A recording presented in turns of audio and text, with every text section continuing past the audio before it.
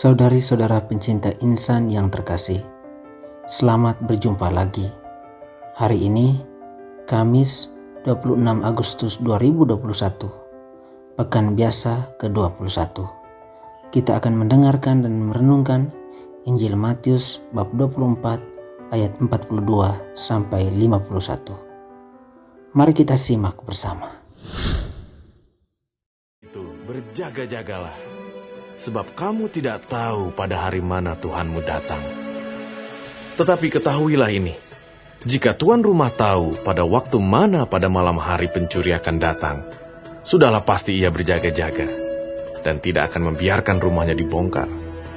Sebab itu, hendaklah kamu juga siap sedia, karena Anak Manusia datang pada saat yang tidak kamu duga.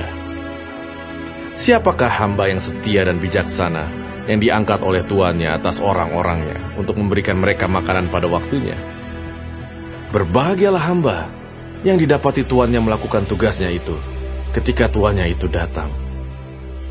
Aku berkata kepadamu, sesungguhnya tuannya itu akan mengangkat dia menjadi pengawas segala miliknya.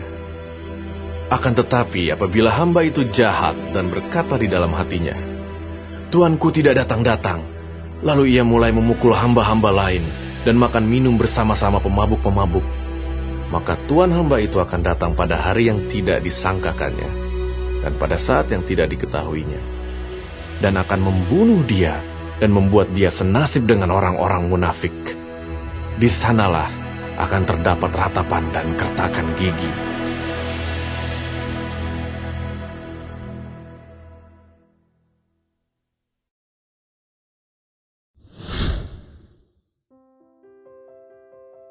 Saudari-saudara pencinta insan yang terkasih, hari ini kita kembali menggali kedalaman Injil Matius. Injil Matius sendiri disusun atas 5 wejangan, yakni wejangan pertama, khotbah di bukit, bab 5-7, wejangan kedua, nasihat perutusan, bab 10, wejangan ketiga, perumpamaan tentang kerajaan Allah, bab 13, wejangan keempat, nasihat untuk jemaat yang terpecah belah, bab 18, dan wejangan kelima, kedatangan kerajaan Allah, bab 23-25. Perikop Injil Matius yang kita renungkan hari ini merupakan bagian dari wejangan kelima, wejangan yang terakhir dari Yesus, yang berbicara tentang kedatangan kerajaan Allah.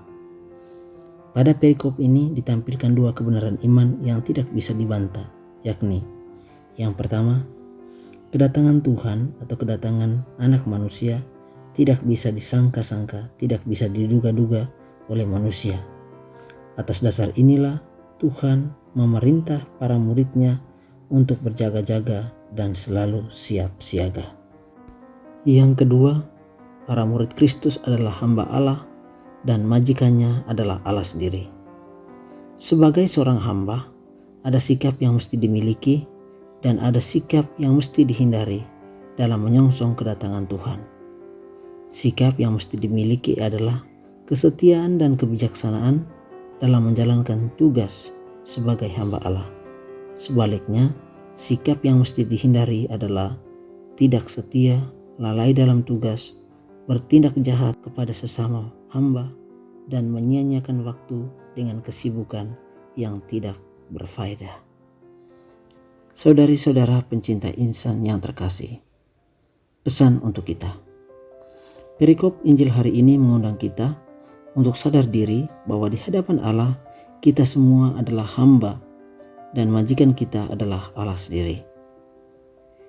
Sebagai majikan, Allah tidak semestinya selalu ada bersama dengan kita para hambanya atau mengawasi para hambanya.